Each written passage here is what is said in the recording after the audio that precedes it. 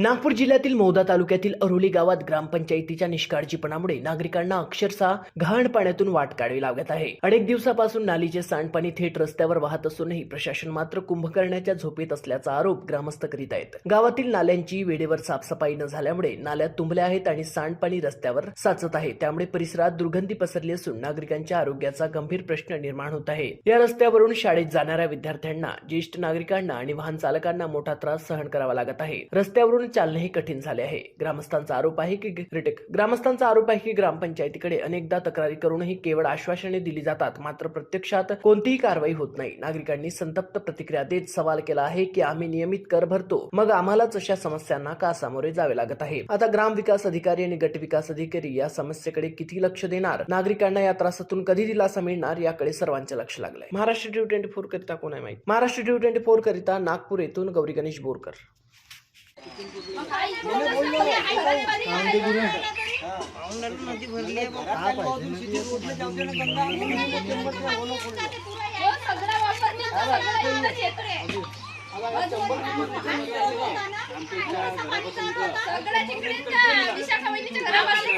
नालीचं पाणी वाहत नाही होऊन राहिलं. आमच्या घरापासून पाणी संघर्ष गंदगी भरून गेली. नालीला पाणी गेले पाहिजे. हा किती दिवसापासून त्रास आहे? हा आहे 15 दिवस झाले. 15 झाला असेल ना.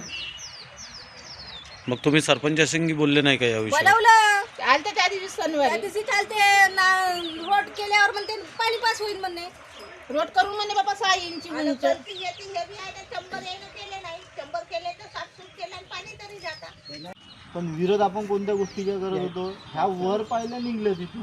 आपण त्याला काय म्हणतो, बनवते तर बनव पण पाणी उतर निघला पाहिजे. तर खोल नाही केलं तर मी काय म्हणतो, जेव्हा मी माझ्या घरी आले होते तुम्ही 15-16 जण, नाही बाकी लोक आले होते, तर तेव्हा म्हणे विरोध करते बनवल्या बी तर लहान तिकडे मोठ्या आम्हाला खरं सांगायला काय सगळे सारखे आम्हाला वैरी कोणीच नाही आमचं ना वाईट कोणीच नाही. का म्हणे मी काम करायला बसलो म्हणे त्याचे पोट दुखतात म्हणे. थोडंसं काम तर 4 लाख खिशातलेला. मी म्हणलं लावले नाही लावले हे तुम्ही पाहे, मला नको सांगू म्हणलं.